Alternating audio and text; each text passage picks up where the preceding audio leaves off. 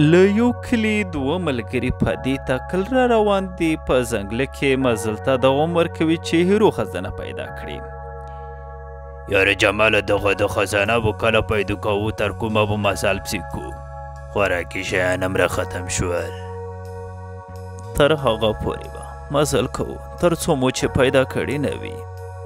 په دا نو خو زه پوهېږم خو داسې نه چې لوږې نه مړه نه شو.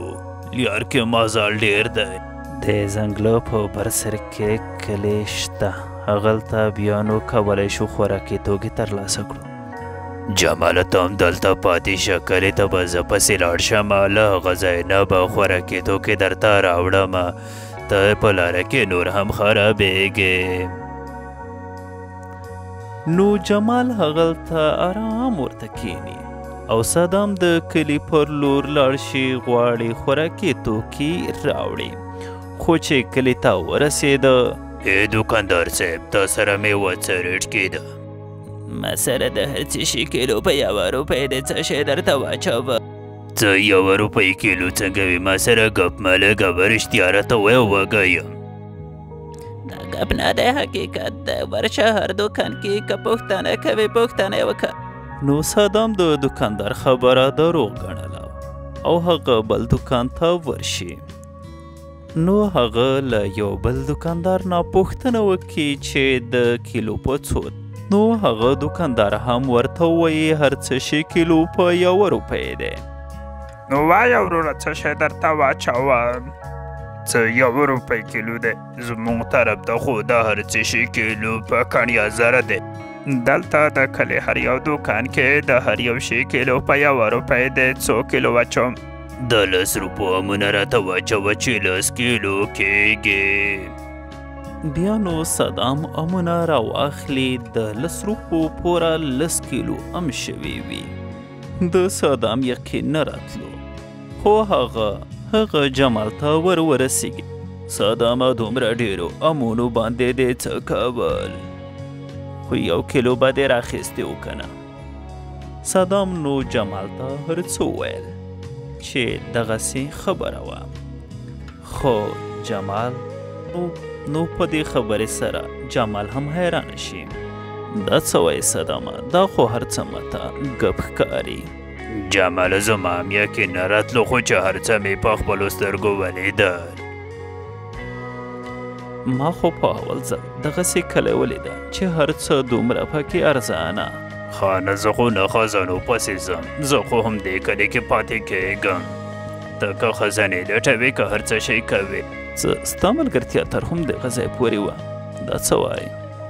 زه رښتیا درته وایم چې هر څه کوې ته یې پخپله وکړه. زه هیڅ هم نه غواړم. زه هم دلته پاتې کېږم ته چې هر څه کوې. نو صدامه تا پسې خو هېڅوک هم نشته. ما پسې خو کورنۍ ده. نو ته ولې دغسې کار کوې؟ دې کې ماته څه ګډوډ ښکاري. نو راځه چې ځو. لیونی خو نه یم چې زه دغه ځای پرېږدم له دغه کلي څخه ځم. ښه نو زه درڅخه ځم. کله مې هم چې خزانه پیدا کړه ده بېرته په همدغه ځای در باندې راځم. که د تلو اراده دې ورسره لاړ به شې. نو جمال خزانې پسې روان شي. دلته کلي کې یو موټر روان وي. په دې موټر باندې یو خر وهي. دلته د خر مالک هم راشي. موټر والا تړون یې چې خر دې په موټروالو هر څه چې مشر ته ویر شو. بیا نو هغه که سمدستي خپل مشر ته حاضر کړي. تاسې څه لپاره راغلی یې؟ ووایئ څه خبره شوې ده؟ مشره دغې مخار په موټر نیولی دی.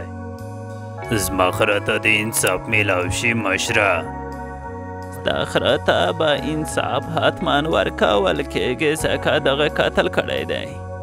نو دی به اوس پنسې کول غواړي. د قتل همدغه سزا دی. مشره دغه غلطي خو زما نه ده. دا خو د هغه مستري غلطي زما ګاډۍ ته یې بریکونه اچولي. نو دا غلطي خو د مستري ده چې خراب بریکونه یې اچولي وو. ښه نو سمه ده تاسې لاړ چې هغه مستري ماته را حاضر کړئ چې موټر ته یې بریکونه اچولي دي رایولی. نو 2 ساعته وروسته هغه مستري هم را حاضر کړي.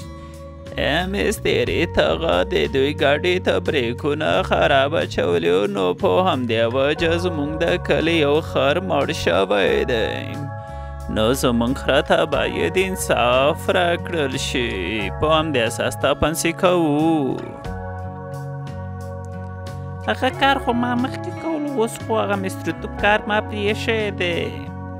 نو له هغه وروسته خو به یې 2-3 وارې بریکونه بدل کړي وي. ډېرې خبرې مه کوه مستري، تا ته به خپله سزا درکول کېږي، پوه شوې؟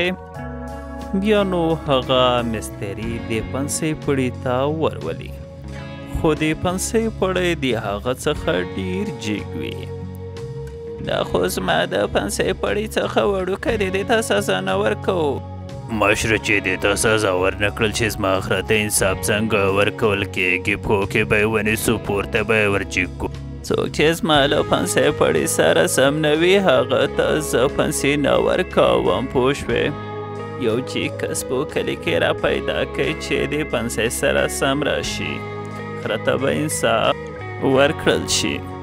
بیا نو دواړه د کلي پر لور روان شي. پر لاره صدام پر مخه ورغی او غږ یې ورباندې وکړ. ای وروره، ستا بډې خو ماشاءالله ډېره برابره ده، راځه چې موږ سره لاړ شې. ولې په ما باندې څه کوئ؟ ما چې ته بوځې، دغه زموږ امر دی، راځه چې بوځو دی. زموږ مشر وایي چې یو تحفه ورکوو، مضبوط کس را پیدا کړئ. څه زما لپاره تحفه؟ دا څه وایي؟ نو صدام په خپله خوښه ورسره روان شي، خو دی خبر نه دی چې پنسۍ کولو ته یې بیایي. نو له هغه وروسته صدام مشر ته حاضر کړي. زه خبر شولم چې موته مشر تحفه راکوي، زه له تا مننه نه کوم. ولې نه تا ته تحفه درکوو؟ تحفه دا ده چې تا پنسۍ کوو. څه تاسې ما پنسۍ کوئ؟ دې ته تاسې تحفه وایئ؟ زه تحفه نه غواړم. دا خو به ستا پلار هم غواړي، اوس پنسۍ ته تیار شه.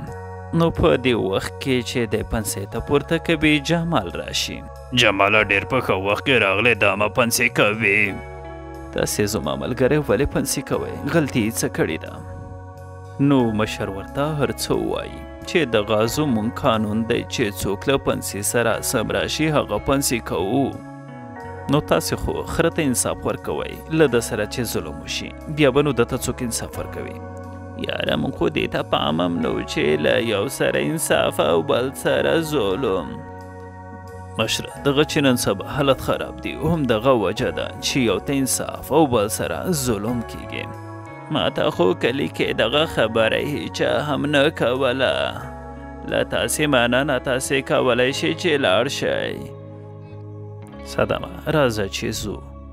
او ما درته ویل چې دلته څه ګډوډ شته، او بله مهمه خبره، هغه هیرو خزانه مې هم پیدا کړې ده. نو صدام او جمال دواړه هغه خزانې ته ورشي. هغه خزانه همدغه ده چې موږ ورپسې ګرځېدو.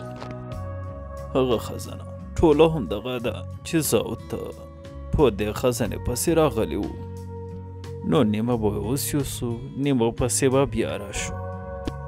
نو دوی هم همدغسې وکړي. خزانه یې له ځان سره واخیسته.